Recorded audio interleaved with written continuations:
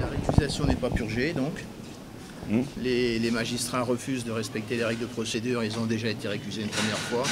La récusation est maintenue et ils seront récusés tant et aussi longtemps qu'ils refuseront de respecter les règles de procédure, c'est-à-dire de renvoyer le dossier devant le juge de la mise en état pour nous permettre de faire juger la nullité de l'assignation. Voilà, c'est extrêmement simple, c'est un cas d'école. Plus le problème qui se pose et qui est absolument invraisemblable, c'est que la magistrate qui préside l'audience, Madame Isabelle Roard-Messager, est formatrice à l'école de la magistrature. Donc voilà une magistrate qui donne des formations à l'école de la magistrature et qui, ici, quand elle siège au tribunal de grande instance de Paris, refuse de respecter les règles de procédure et d'appliquer les droits de la défense.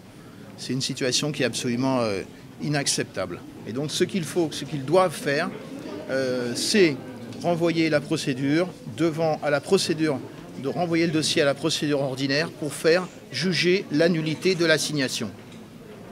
Et rien d'autre.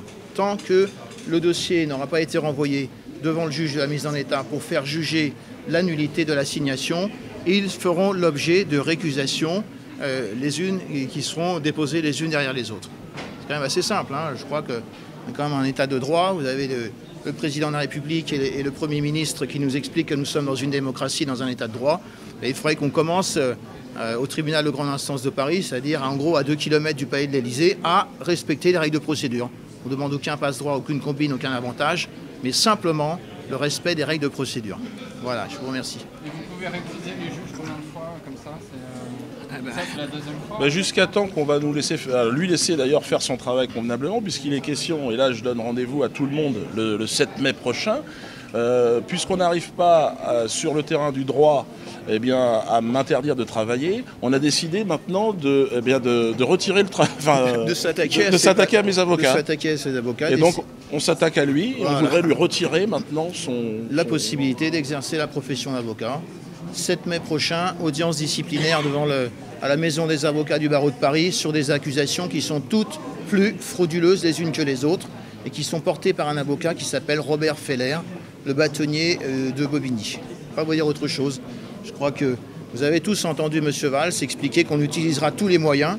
Donc aujourd'hui, on n'a pas encore, semble-t-il, engagé des gens pour lui tirer une balle dans le dos, mais apparemment on commence à s'attaquer à ses avocats. C'est donc perquisition de policiers dans les cabinets d'avocats, sans droit ni titre. C'est des procédures disciplinaires frauduleuses qui sont engagées. Excusez-moi, mais là, on est en train de basculer d'une manière un petit peu insidieuse dans un régime de style régime de Vichy.